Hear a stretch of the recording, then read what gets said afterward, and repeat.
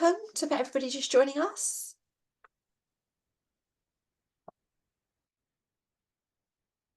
Just checking I've got my phone on silent as we're encouraging you to close down your email and other windows.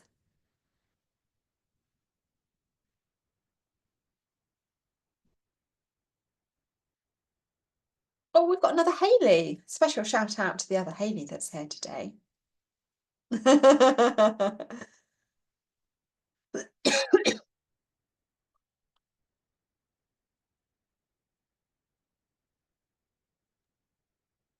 Fantastic. We've got people just joining us. You can head in the webinar format over to the Q&A section. So if you've got a question that you particularly have around prioritising, like get in early, we will come to the questions in the not too distant future. But the quicker you get your question in, the more likely we are to get time to answer it. Hi to Helen, long time no see. It's always nice to see some familiar names in the list of attendees. Nice, some people are adding in the chat where they're from. Cool. From sunny Edinburgh. That's nice that you've got some sun. Yeah. Also, drop in the chat, say hi, let us know where you're from and why you're here. What's brought you to our webinar today? And I can see a hand up from Nicola. So Nicola, I'll just temporarily allow you to talk. You might want to do that. It might be a mistake. I don't know. So let's see how we go.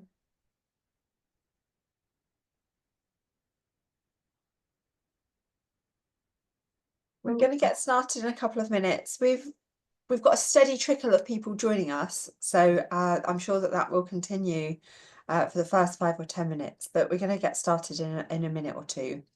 So do please head into the chat. Tell us what brings you here, maybe where you're from. Oh, Nicola said she accidentally pushed a button. No worries, Nicola. I'm like the queen of doing that. We've got Jane has said joining for hints and tips on how to work smarter. Oh, you're in the right place. Oh, and Lee said he's here to join the fun. Hi, Lee. That's nice. Boost productivity and fight procrastination. I feel like that could be a tagline. Yes. Note it down, Dee, quick. Let's capture that.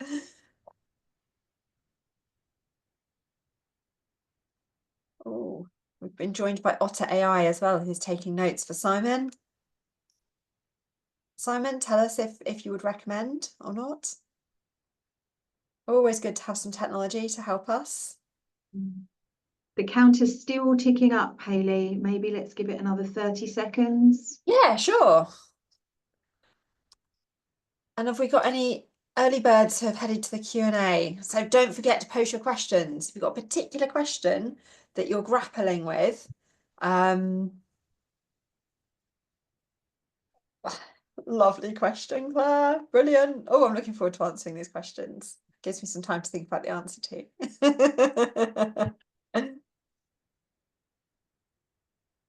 Think them quickly.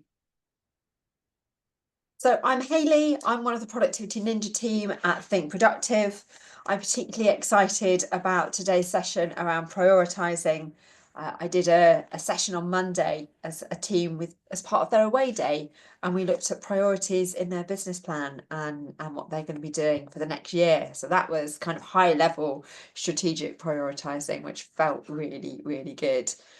I'm joined by Dee. Hi, everyone. Nice to meet you. Lots of familiar names are coming up in the chat. So if I haven't met you before, pleased to see you here. Fantastic. We've got a steady trickle of people still joining us, so that's wonderful. Dee's going to keep an eye on the chat and pull out any contributions, but if you could please put your questions in the Q&A section, that just makes it easier for us to make sure we get your questions answered. It says there, prioritise like a productivity ninja, tackle procrastination. That's what we're on a mission to do today. So I'm going to give you some hints, some tips, some ideas, and things that you might want to think about when you're looking at that list of things to do. Sometimes it can feel a bit never-ending, can't it? We want to be able to be really clear on our priorities. So let's start off then with a reality check. You can use the raise your hand feature here to raise your hand. I'm interested to know if there's anybody joining us on the call today, whoever sits down at their desk and goes, oh, I haven't got anything to do today. Does that happen to anyone? I'm not seeing any hands going up. Oh, we've got one or two. And we've got some laughing faces too. So we very rarely, if ever, have the opportunity to go, do you know what, I've got nothing that I need to do today. There's no work to be done. That's not the way that the world of work is working for us. Maybe if you work in a shop or you're a receptionist in a building, there might be a time where there isn't a customer in front of you. But for most of us, we're doing a different type of work, and there is always something that we could do. And the fact that there's always something that we could do means it makes it hard to switch off. But it also means that we need to recognise we're not going to get everything done. And that can feel a bit awkward, that can feel a little bit uncomfortable perhaps. What I want to encourage you to think about is what's on my list that's going to make the most impact? What's going to really move the needle on the things that I care about the most? So instead of looking at your to-do list each day and deciding, do you know what, I kind of like the look of this task over here. That sounds like a fun one. I'm going to do that. Or this thing feels really easy. Or this thing's new and shiny, so I'm going to get stuck into that straight away because somebody has literally just emailed me about it. I'll do that. You're responding to other people's priorities when you're in that mode of work. What I want to invite you to do is, at least at the beginning of each week, to identify what are your key priorities for the week.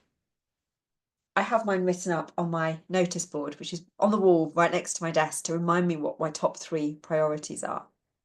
And every day I choose a next physical action that's going to help move forward these priorities. That means I'm focused on the work that makes the most impact, but it might also mean there has to be some work I turn down and say, actually, do you know what? I'm deliberately not going to work on that project this week. I'm deliberately not going to focus my energy and attention in this space over here. So I like to think of that as, what am I putting on the shelf this week? I might pick it up again and work with it next week. But for this week, I'm recognising these are my most impactful things. And these are the things over here that can go on hold temporarily. And you might put things on hold for a few days, a week, maybe longer. That will depend on what you have going on and what the impactful work looks like for you in that week.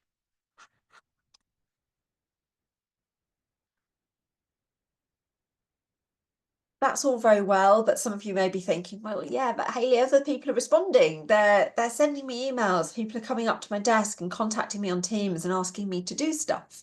And that might mean that I can't prioritise that impactful work as well or as quickly. So we want to set things up to help you get the impactful work done, but also respond to the things that are happening around you.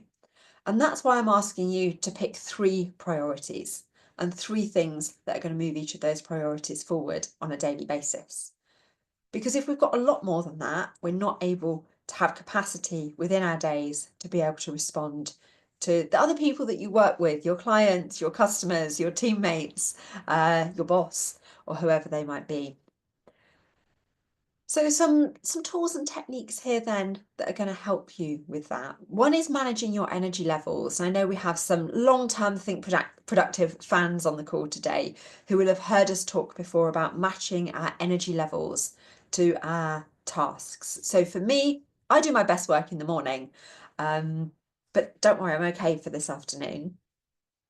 I do my best work in the morning, and what that means is that if there's a task that requires a high level of energy from me, and for me, that's writing blog posts, writing chapters of a book, it's getting anything to add up on a spreadsheet, anything to do with numbers, I'm going to do that first thing in the morning because I find those things more difficult and therefore I need a higher level of energy to do them. There are other tasks, such as delivering the webinar this afternoon, that help to bring my energy levels back up. So interacting with clients, speaking to existing or prospective clients on the phone, meeting with people on Zoom, that's going to help to bring my energy levels back up. So I can do that at the time of the day when my energy levels are in kind of what I think of as a mid-level of energy. Then there are the times of the day when my energy levels are quite low. And at those times of the day, it's good to do those tasks that are shiny, new, exciting, the things that you look at your to-do list and go, oh, I want to get stuck into that one. It's also good to take a break. I think we underestimate the power of taking a break sometimes. So I want to encourage you, when you're looking at the things on your list of things to do, to identify what kind of level of energy that particular task needs. And that's a very personal thing. So for me, speaking to a client or a prospective client, having a short meeting, that's going to bring my energy levels up because I'm talking about something I get excited about. I'm talking about our workshops. I'm talking to generally nice people like yourselves. That helps to bring up my energy levels. But for somebody else, interacting with people and having those conversations might be something that they find kind of difficult, but they find the numbers easy, right? It's a really personal thing. So start making a note on your to-do list of what your energy levels are like and matching that to how you're feeling throughout the day. Impactful work. I've already stressed the importance of focusing on the tasks that are going to make the most impact. And often within a team, there can be a lack of clarity around what that impactful work looks like. So I think this is a great conversation to have as a team, either as part of your regular team meeting or your weekly catch up, or a facilitated session where you're thinking more strategically, to start thinking about what are the things we really want to achieve, where do we want to focus our energy and attention, and that will help you to identify some of the work that makes the most impact. This sense of checking in with your goals. When I used to manage a team of people, I remember somebody saying, oh, I haven't looked at my annual appraisal since my appraisal last year and the next one's coming around. Like, that person isn't going to have achieved their goals because they haven't reminded themselves what they are. They had no idea what their appraisal goals were. So just refreshing your memory as to what are your personal goals? Are there any goals or targets that have been set for you as a team? And are you progressing towards those? Which ones do you want to prioritise this week? Which ones are you going to put on the shelf for this week? And avoiding procrastination. That sounds like great advice, but really difficult to follow, doesn't it? Who's joining me in confessing to being really quite good at procrastinating? Let's have some. Oh, we've got more hands going up this time. Ah, that number's, yeah, that's going up. We're in their 20s, 30s. Lots of people. Oh, and you found all the reaction tabs. I love that. So when we're avoiding procrastinate, we're avoiding things and we are procrastinating on something else instead. For me, I will procrastinate if my energy levels are not matching the type of task that I'm working on. So if my energy levels are a mid or a low energy level and I'm doing something that requires that higher level of concentration and focus, I'm much more likely to go and make a cup of tea and procrastinate and do something else. Some things that can help us to overcome that. Very often that sense of achievement, ticking something off the list, feels good. So we want to do something easy so we can get that sense of, I'm making progress here. Your little dopamine hit when you tick something off the to-do list. And I bet some of you tick things off the list that you've done already because it feels good. So for some people, having a really practical task where you can see the fact that you've accomplished something. So for me this morning, that was hoovering my office. It just felt good to get that done, ticked off the list, and I could see a difference straight away. That got me into the mode of kind of like, yeah, I'm in the mood to do something now. If it's something you're stuck on, something that's feeling a bit tricky, using the Pomodoro technique can be helpful, where you've got 25 minutes, you set a timer, you work on something, you get started, or you do the next step, and you just do that for 25 minutes to the exclusion of all else. If you work with other people and they're procrastinating too, you might want to get together and share what it is that you've been putting off doing. You share your thing, people make kind of sympathetic noises and say, yeah, I can see why you've been procrastinating on that. That sounds tricky. You go away and you work on that for an hour and you get back together and you compare. So some of the organisations that I work with, they may have things where the same task is something people might put off and procrastinate on. So things like chasing up unpaid invoices, doing their weekly planning. So getting together and doing that together creates a sense of community and a sense of we're all in that together. And you can do that online. You don't have to be physically in the same space to do that. And that can help you to avoid the procrastination as well. It might be that you're somebody who responds well to external accountability. So that group work or posting something online to say that you're going to get this done today can feel like a good way to create some external accountability and update on your progress later. And it says there on the last one, agility, recognizing that things change throughout the day, being able to adapt and respond to that. And when something new and shiny comes in, the question I want you to be asking yourself is, does this change my priorities for today? It's really easy to just go with it because it's been sent in and it's landed and you've seen that email or that Teams message and you think, oh, I need to do that. But does it take precedence over the priorities that you've already set? And I want to really encourage you to spend ideally an hour working on something each morning where you're focused on your priorities before you go into your inbox, before you open up Teams, before you start responding to all the external communications that are coming your way throughout the day. Hayley, we've got some nice comments in the chat. We've had some comments that they love. This is a deliberate decision to think about energy levels rather than just kind of prioritizing by panic or who's shouting the loudest. Yes. And then we've had a kind of a comment reflecting having a small child can really impact your energy levels at different times of the day as well, and not getting as much sleep as you perhaps need. So tagging items in your to-do list with kind of energy levels can really help with that. And then just lots of people are talking about different tools they use. Pomacat has been suggested, which is a nice one. Each 25-minute section is marked by a meow instead of spell. So I quite liked that one. That's cool. So there's lots of buzz on the chat around sort of kind of different apps and things people are using. That's really cool. And I love that there's a new app there being discovered. I'd not heard of that one before. So that's cool. And yeah, Giselle has just shared there in the chat, using a timer, Alexa on my phone, so I don't get distracted. Yeah. There's another app called Forest, which is one we often mention in our workshops, where you can set a timer. A little picture of a tree starts to grow. If you pick your phone up and get distracted and start using your phone, a tree wilts and dies, and that's a bit sad.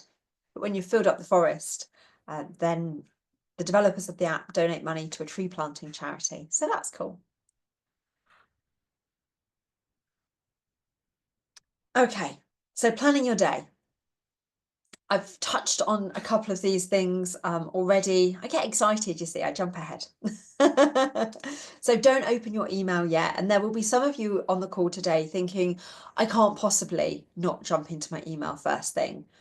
But you can do 5 minutes, you can do 10 minutes, maybe 15 minutes. If an hour feels like too much, how do you carve out some time before going into your inbox, before opening up Teams, to really focus on the things that make the most difference to you?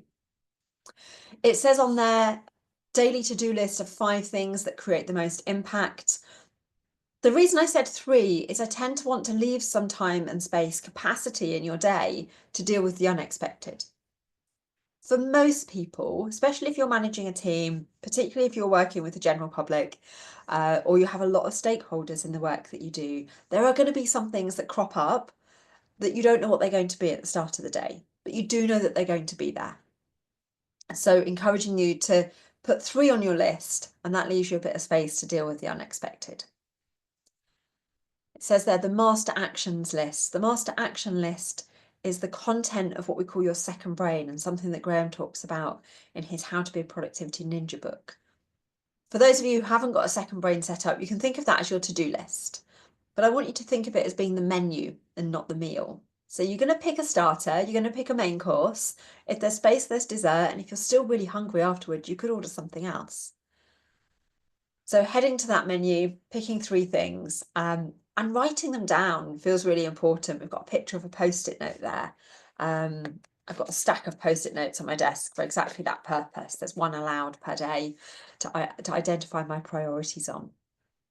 And we've talked about how you think about your energy levels. But we can also bring into that where we are working from. Most workplaces that we work with now are working in a hybrid way. So there'll be some things that you're doing from home. If working from home doesn't work for you, maybe that's a library or a coffee shop, or maybe you go into the office more often. It's about identifying where is a good place for you to get your focus and your concentration. But for me, if I'm working from home, there will be some tasks that I definitely want to do while I'm sat at my desk. There will be other tasks that I can do when I'm out and about, or if I'm going into the office. There might be specific things I need to access in the office that I don't have access to at home. There might be people in the office that I can go and speak to, and I might say, rather than emailing that person, I'm going to wait till I see them on Thursday in person and have a conversation about this thing, because that can speed things up a little bit sometimes. The other thing it says there is resistance. What tasks are you resisting and why? Graham talks about the acronym of using DUST when you're resisting a task. Is it you're resisting it because it's difficult? Maybe it's undefined, maybe it's scary or tedious. And once you've identified which of those things it is, it makes it a little bit easier to pick that task up and say, how do I make this less difficult? Maybe you need some help. Maybe it's undefined. Maybe that means going back to somebody and having a conversation about what finished looks like and what's expected with this piece of work. Maybe that's you deciding what the next physical action is. Maybe it feels scary. So again, getting some help, getting some clarification, just getting started, because often that getting started can feel scary. And if it's tedious, I'm a big fan of a reward. And in my household, that often involves a chocolate biscuit. So we want to be mindful about our energy levels, the impact that we're making, and being present in the moment when we are working on a task. So we're not working on one thing and then changing to do something else because it's just popped into our heads that we need to do that.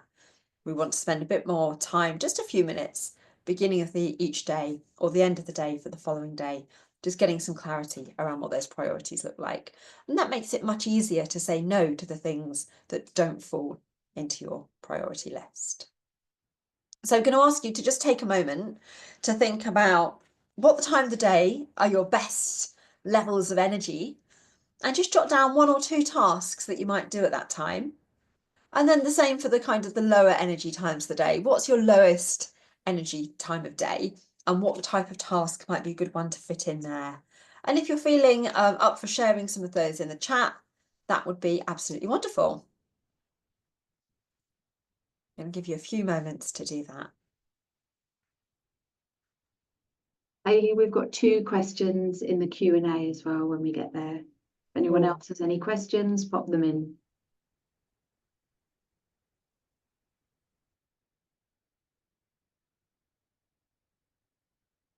Katerina's got a really interesting one there. Write chapters of a report in the morning.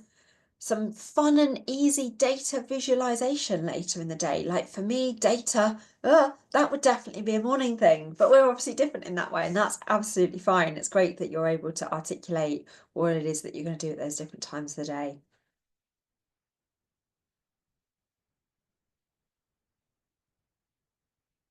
Update spreadsheets and deal with admin type tasks at Hannah's lower level energy type things. Yeah, nice.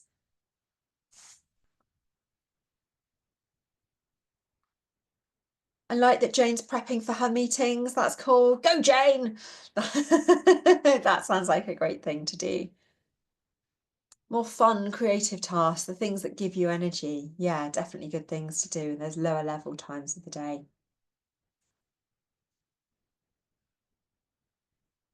Louisa's got a day full of meetings that should have been an email. So on our YouTube channel, there will be some stuff about meetings, and there's the How to Fix Meetings book there that might help with that.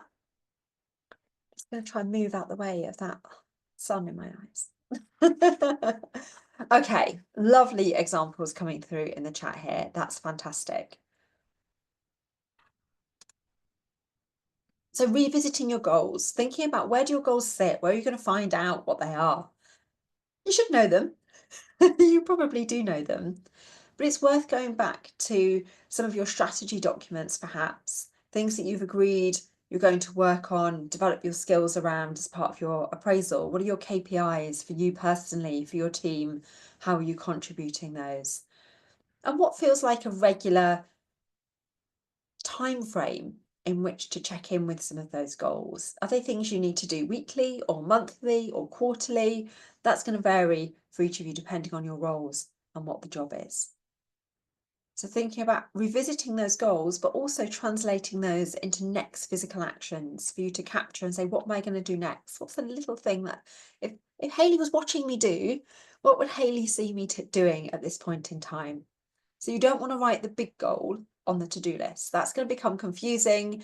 It's going to feel like it's a massive task and it's going to be something you're going to skip over straight away when you're looking at your list. So let's be using that next physical action to describe to your future self what it is that you're going to be doing when you're working on that specific goal. Hayley, you spoke about meetings, and we've got a question related to that. How do you shift away if your organizational culture is morning meetings, when the morning is your best time to do your kind of deep work? Yeah, that's a tricky one, isn't it? Definitely. So really want to encourage you to explore that with the people that you're meeting with. Does this time of the day work for people? And it might be that it's in the morning because by the afternoon, people are getting into school runs and other things, and there's a reason for it being in the morning. But if it's just in the morning because that's where it's always been, I want to encourage you to try experimenting with that and having a go at doing it at a different time of the day. Harder if you're working across time zones, of course, but for a lot of meetings, let's try and encourage a bit of flexibility and experimenting with that.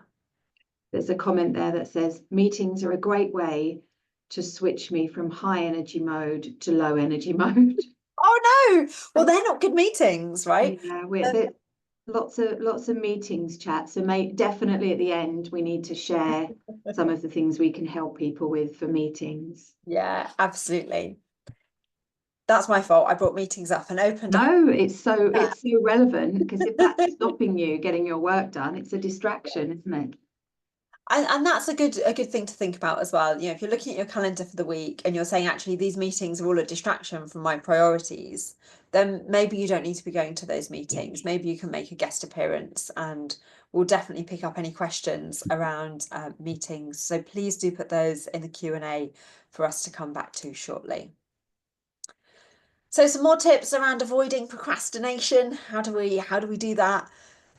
So I've talked about that external accountability, and for some people that works really well. Other people really don't like the external accountability. That wouldn't work well for my dad, for example, right? He really hates some external accountability. So thinking, what would my future self be grateful for? You know, I didn't really want to wash up last night, but I did, and it felt nice this morning when I came down to my early morning cup of tea that the washing up was all done. So I could have procrastinated and not done it, but I did it because I knew that I would be grateful for that at a later date. So sometimes it's reminding ourselves, you know, I don't want to have to go and do that thing tomorrow.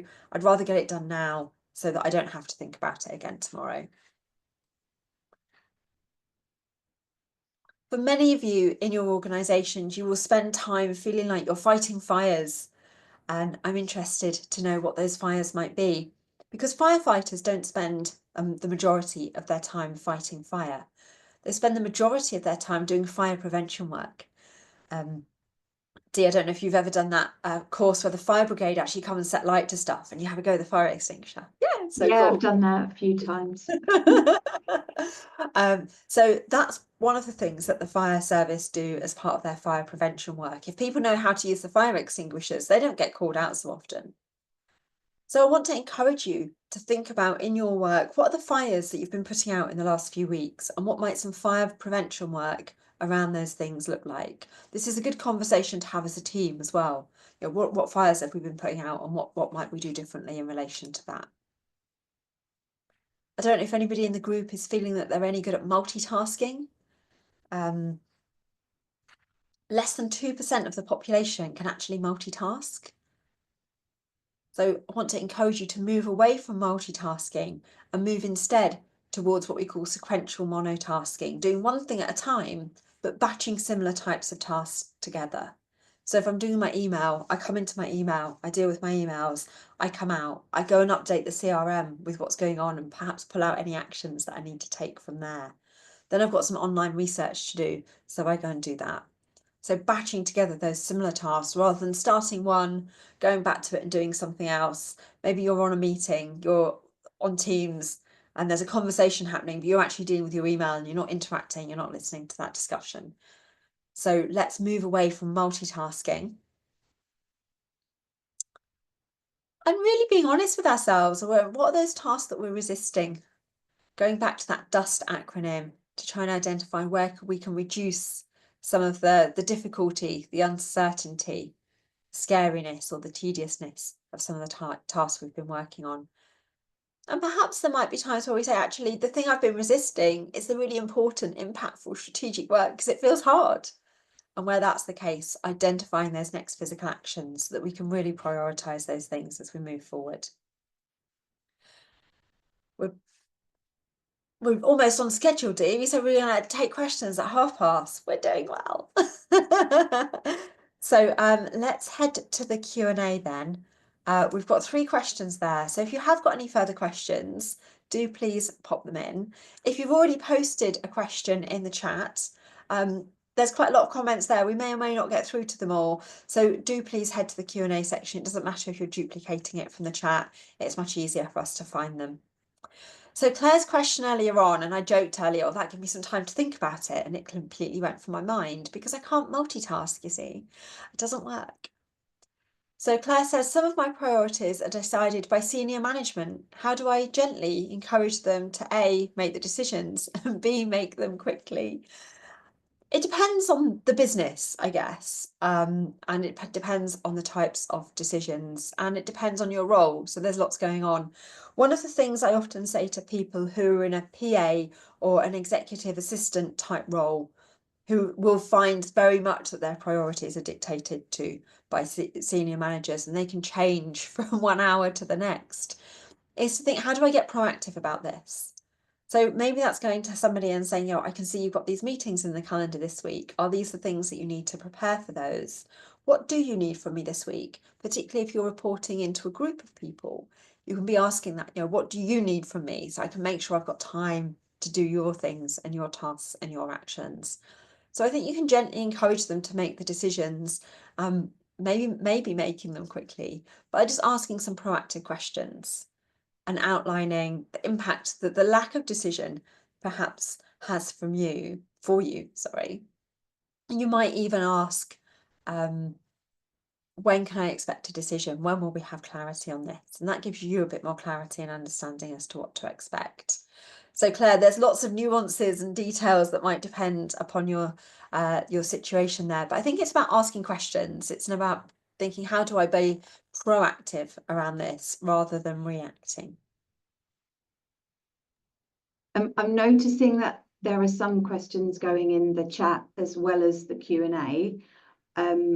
So we'll get to the ones in the chat if we can, but if not, we can always maybe address those afterwards. Just letting people know that we're going to go through the ones in the Q&A first. Yes, and if you're not sure where to put your question in the Q&A, on your control panel within Zoom, there's a little circle that says more, and there's 3 dots. And if your Q&A isn't coming up for you on your menu, then you can head to those 3 dots and you've got the Q&A function there. Right, Dee, any thoughts around which question we should take next? I really like, what's your best top tip to take away from today? I wonder if yours is the same as mine. What's yours? Mine is always just start the day with your priorities. Yeah. What are the 3 things I need to get done today? And establish that before you get in your inbox. And unless there's something in your inbox that really trumps what you've got written down, don't be distracted by what's in there. Absolutely. And I might add to that, making some conscious decisions at the beginning of the week or the end of the week for the next week, or whenever it is that you do your weekly review, like what's going to go on hold? What am I not going to touch this week? Because that helps to make sure you've got more space for your priorities. Yeah. It's a nice question there as well. Any advice for everyone that's having memory blanks, feeling lackluster due to either grief or perimenopause, which I think is a really important question. Yes, it is. And sorry to hear that you're struggling with that some days. It's a very tough spot to be in, actually. And in terms of memory, we're not very good at remembering things. Our brains aren't designed for remembering stuff, and we can train our brains to quite a large extent. But unless you've spent time and effort doing that, one of the things that we talk about in our How to Be a Productivity Ninja course is the importance of just capturing everything. So every time something pops into your head, you think, I need to do that. Or every time you're in a meeting and you agree to do something, or someone asks something of you, to write that down in the same place. So you've got all your actions captured in the same place. And that makes it much easier to prioritize because you haven't got lots of places to go to look for those things. So as things come up, putting them down and thinking about what does that self-kindness look like today? What are the things that are going to help to bring your energy levels back up?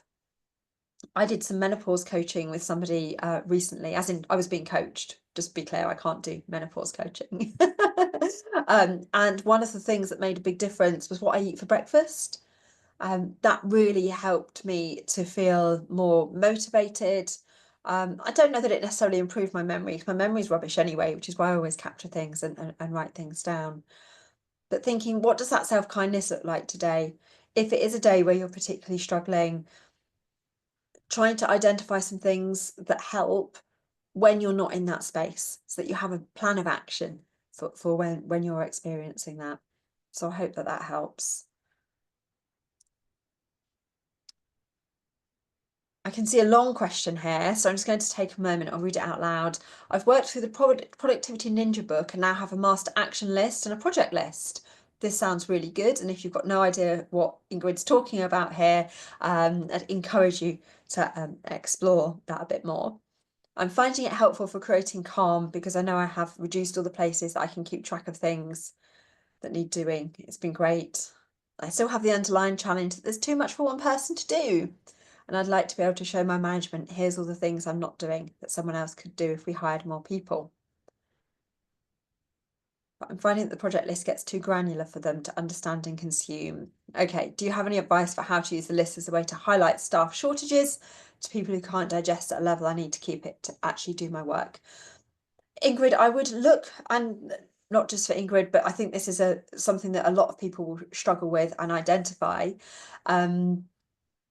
Think about what are all the things that you're working on, and maybe there's some ways to group those together from your projects into kind of some higher level projects to have this conversation. But to actually have the conversation with your managers around, well, I can't do all of these things at once, which take priority. So I would suggest that there's 3 levels of projects within there. There's the projects that are a top priority, and you can't really have more than 2 or 3 of those, because otherwise they're not a priority, they're just one of a list. There are some projects where you may say, until those priorities get done, these other projects over here are going on a back burner. On the other projects, we might nudge those forward a little bit each day, or not each day, some days, some weeks. And if those things need doing sooner, then maybe that's the point at which more resource and capacity within the team is being looked at. I hope that helps. Is there anything to add from your perspective there, Dee? No, I would just say that if you're using your second brain almost as justification for maybe, I'm not sure, showing the second brain, but maybe just taking bits out of it and putting it in a bit of a proposal, and losing the kind of granular level, as you've already said here, Ingrid, because it's just too much to digest. Absolutely. And if you are a manager and you're delegating some work to someone, particularly if you're saying, hey, this is a priority, you need to understand what's not going to get done in order for the person to make that a priority. So if you're on the receiving end of that delegation, you can ask and you can say, yeah, great, I've understood the work that needs to be done. These are the other 3 or 4 things that I'm working on at the moment. What needs to slow down in order for this new thing to speed up? It's true. And adding the business case, you know, these things could wait, but if these things do wait, this is the implication. And in terms of the business. So it might be that the impact is on clients or the impact is on profit. Like what's the business case for hiring more people to get this done? Yeah, definitely. So important. What's in it for the business?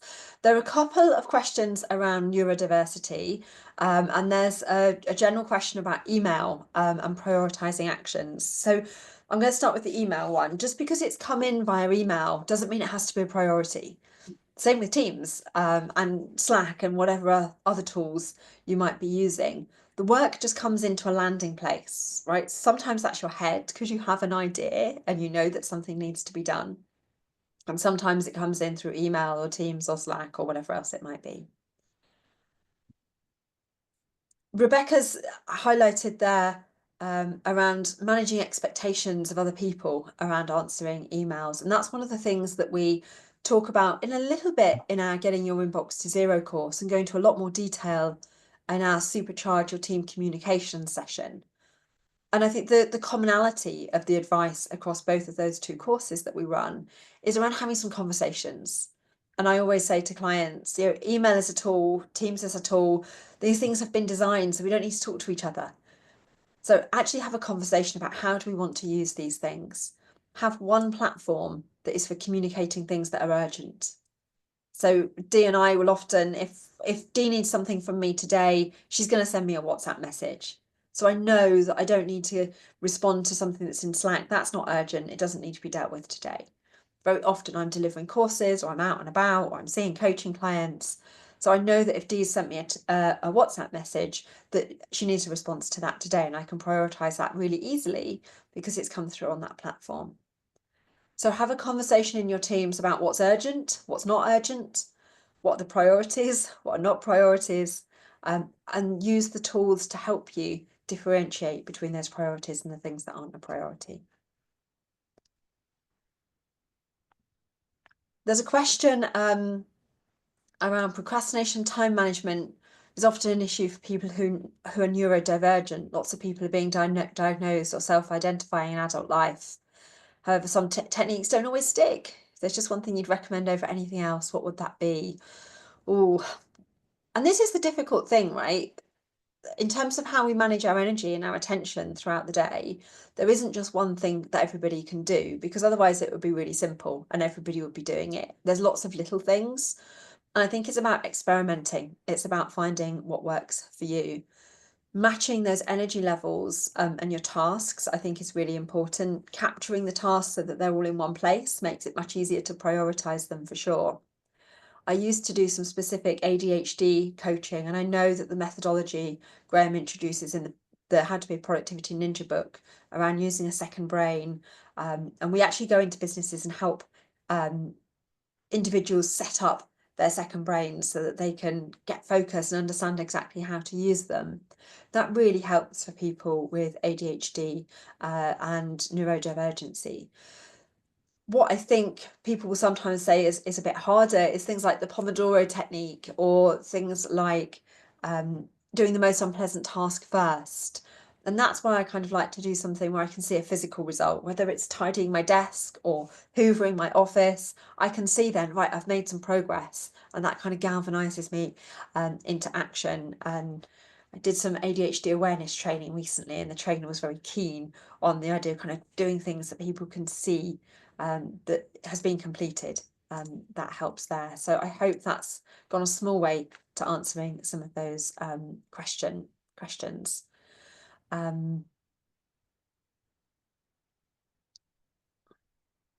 How to manage your time in a hierarchical organisation with limited autonomy. That's a tricky one. And that will depend slightly on people's roles. I'm just going to try and move that way. One of the things I would say about that is to ask questions. You can't understand the priorities unless somebody's communicated that to you. So if you're not clear on what those priorities are, don't be shy about asking. That's possibly really simple, straightforward advice that might not feel quite as easy as that, but to try and make it normal to be asking about priorities. And you're not saying, hey, I've already got loads to do, I can't possibly do that. You're saying, okay, I understand the task, and I just want to understand where it fits in relation to other things. It's a perfectly reasonable question, and part of what the line management structure is there for and to help with. Hayley, the question about events is very interesting and something I really relate to. Yeah, okay. I work in events and struggle to get the balance between firefighting and actually doing the tasks that you need to do. So, so in a previous life, I worked in a really big secondary school in a leadership position, and I could never do my tasks in the school day because someone would always find me. A kid would be lost, or a parent would be at the door, or something. So if you can, and I don't know how many people are in your team, but we just put together a rota, an on-call rota, as a leadership team, so that, and we made an on-call email. So if something needed to be done, some student was having a meltdown, then that person dealt with it that period. And that meant that we all knew, unless it was a massive emergency, that we would have some time where we wouldn't be interrupted. If you're not in a team and you're not able to kind of share the firefighting, I found just trying to block out some time on my calendar, where I made it really clear kind of in my email signature, like, these are the times I'm not available, but I'll get back to you. But if it is an absolute emergency, this is how you can get me. Anything to add, Hayley? No, that all sounds like perfect advice. And I did a very similar thing when I had an office-based role that was probably less responsive than the role that you're describing, actually. But we had a days where we were on what we call office duty, where it's that person's responsibility to deal with the unexpected kind of stuff. Yeah, lovely. Thank you. Great question. We're at 1:45, Hayley. Perfect. I can see that there are a couple more tasks.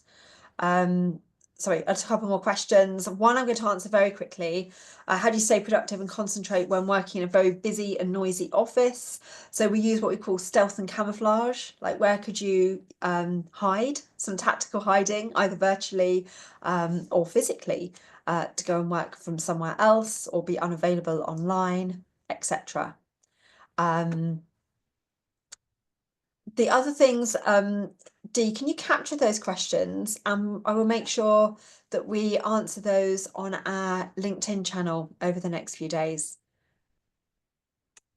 For sure. And I'll also go through the chat and pick out any questions from there as well.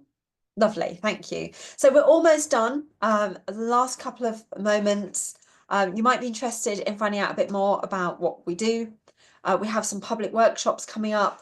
We have our one-day project management workshop, Project Management 101, on the 27th of November. That's a great one to sit alongside our How to Be a Productivity Ninja session to help you with some project management tools. We have our... Do you want to talk about this one, Dee, or? Yeah, we have some great webinars coming up, aimed at people professionals, to give you more of a taster into what we do and how we work. So hopefully we can come and help your teams, and put my calendar link in the chat as well. Fantastic. I'm particularly excited about the growth through feedback session. Looking forward to getting stuck into that one. My name's Hayley. I'm one of the Productivity Ninjas at Think Productive. Dee has shared her calendar link in the chat. Please do feel free to get in touch if you or your team need help with prioritising. We can come and assist you with that. And for anybody that's still on the webinar today, we do have a special offer. The first 10 clients to book a workshop with us before Christmas will get a free coaching session for yourself or somebody on your team. So that might be useful for you too. Thanks very much.